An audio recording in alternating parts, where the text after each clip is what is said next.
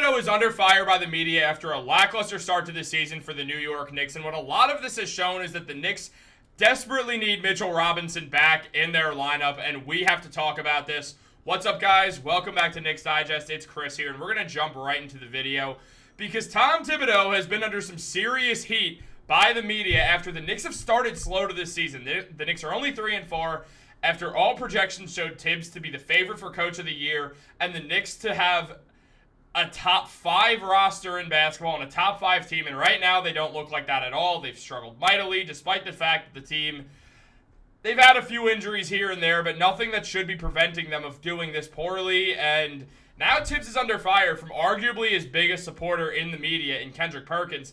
As Perk said, Tom Thibodeau, in my eyes, is under the most pressure as far as coaches under pressure. I'd like to see the Knicks run a little bit more action for not just Cat and Jalen Brunson, for guys like Mikal Bridges and OG Anunoby and Deuce McBride. And Chiney responded saying, is he under more pressure than Doc Rivers? To Perk responding with an adamant yes, because the Knicks actually have expectations. Now, yes, the Milwaukee Bucks have fallen off an absolute cliff. It wasn't the hardest thing to predict, like when you live in the middle of New York City and you hear trucks honk outside your window all the time. But here's the deal, guys. Tom Thibodeau has just put up a lackluster coaching performance this season. There's no way around it. It's just what's happened. The Knicks have a great lineup. It should be working together, but the chemistry's not there, which falls on Tibbs because most of his teams have great chemistry. And I know it's just 7 games in, but the chemistry should be better by now, yet it's somehow just not there yet.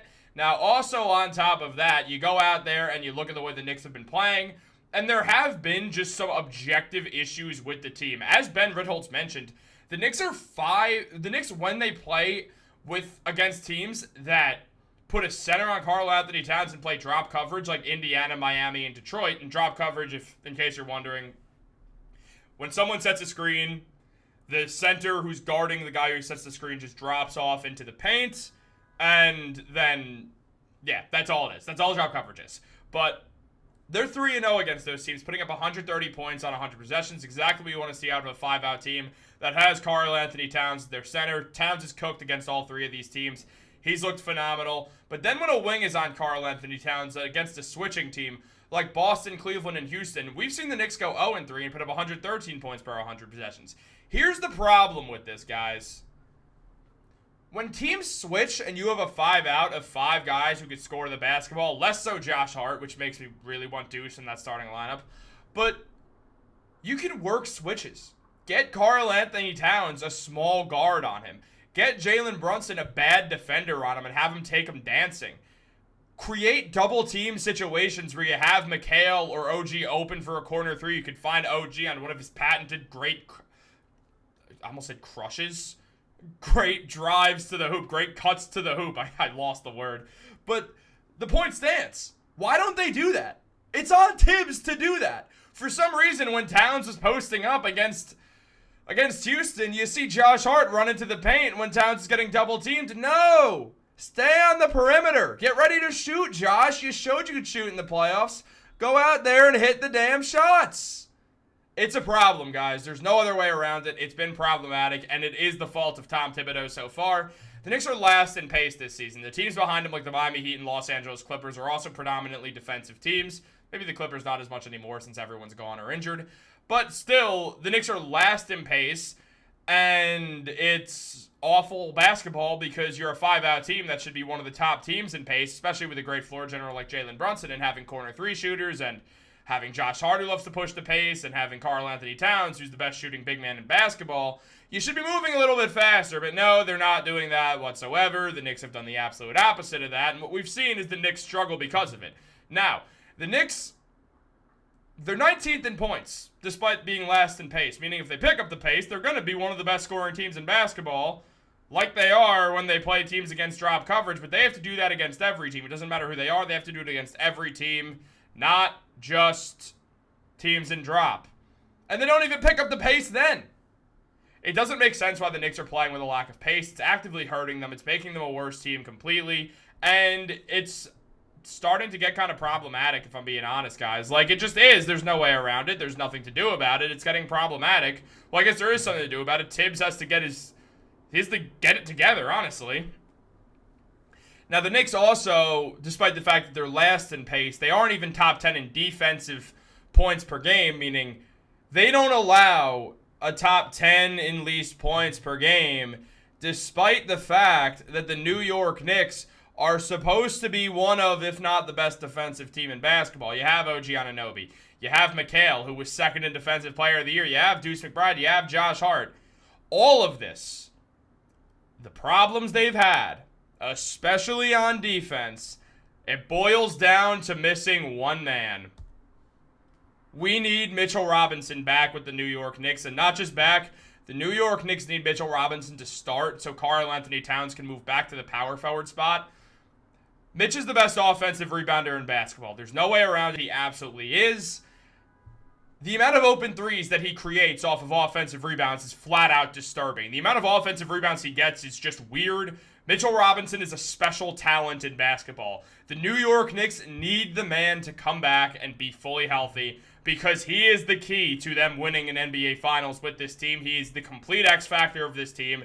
Not having him, the Knicks are so much worse. This has been the case every year that Mitchell Robinson's been in the NBA. The Knicks are just flat out better when he's on the floor.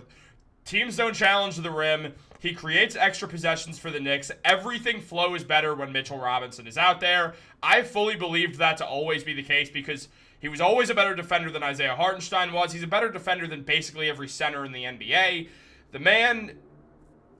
Knicks just need him. They need him. It's why they've kept him around for so long. It's why he's the only player left standing from the pre-Leon Rose era because how valuable Mitchell Robinson is. He's just doing everything right. He's not afraid to do the dirty work. He's grabbing boards. He's blocking shots. He's talking trash. He's getting in tussles. He's beating Joel Embiid up, not taking Embiid's BS.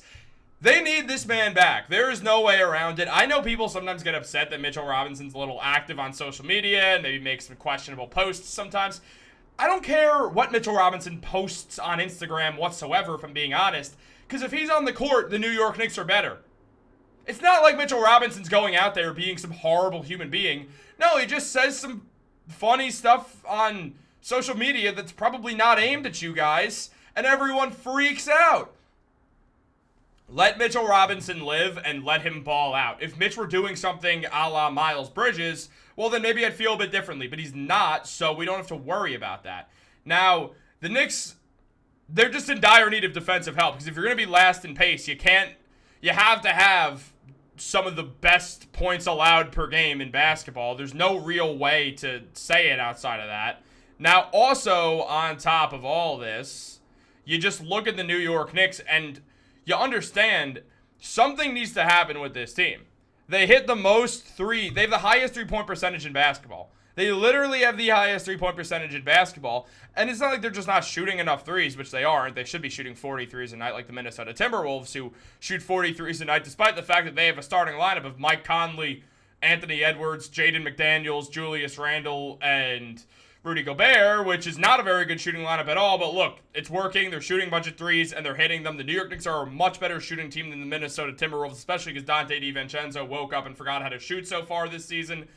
So it doesn't really make any sense why the New York Knicks aren't shooting more threes, and they have to do it, and that again falls on Tom Thibodeau, though also at the same time, once this man gets back here, here's the good news. The most open threes are created through offensive rebounds. The Knicks have the best offensive rebounder in the game in Mitchell Robinson. So it all works out. They need Mitchell Robinson back. There's just no way around it. There's no way to pretend like they don't. Every season that Mitchell Robinson's been there, 2021, 22, 22, 23, 23, 24, the Knicks were 4th, 3rd, and 1st in offensive rebounds. This season, no Mitchell Robinson, no Isaiah Hartenstein, 22nd in offensive rebounds. The Knicks are a good offensive rebounding team, not without Mitchell Robinson, because Mitch is the best offensive rebounder in basketball. The New York Knicks are in dire straits for this man to come back, and they're in dire straits for this man to remember how to coach a team and to learn how to coach this team specifically. But guys, I need to know what you guys think about it. Leave a like, subscribe to the channel, turn on post notifications. Let me know what you think down below. Have a great day, and go Knicks.